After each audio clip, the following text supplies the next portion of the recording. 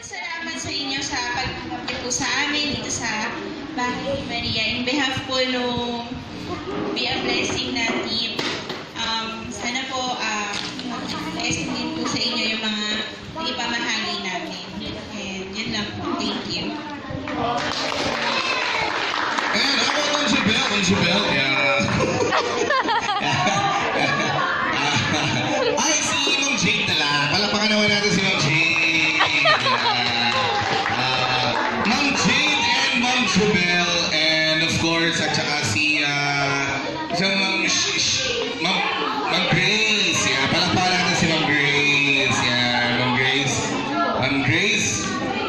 Ma'am Gracia? May palapakan natin si Ma'am Gracia. Hey! Kailangan, please, yung mga upcoming events niyo pa, pa-update naman kami. Sige, si ate naman. Yeah. Okay, hello po, good afternoon. Hello po. Magandang hapon, maulan na hapon. Actually, ngayon na po ako nakasama sa kanila as a volunteer. At sobrang masaya po naka-attend kami ng asawa ko dito. Sobrang blessed po kami dahil nandyan kayo. Binibigyan din namin kayo ng blessings.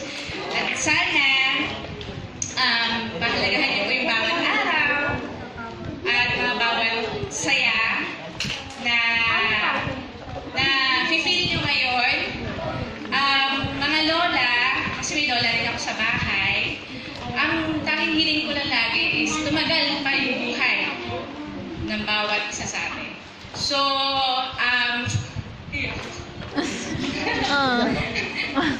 hindi na, mababaw lang talaga yung luha. So, masayang masaya ako kasi nakikita ko naman na malalakas pa po kayo at masasayahin din po kayo. Sana, i-continue pa rin ang buhay at naway, ipag-pray nyo pa rin na humaba ang buhay ninyo. Nandito lang po kami, siguro hindi lang ngayon, dadalaw pa rin po kami sa mga susunod na taon.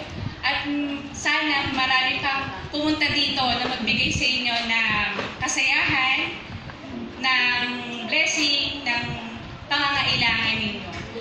Nawa hindi lang sila po yung nagbabantay sa inyo ngayon. Pagkatapos ng OJT nila, sana meron pang sumunod.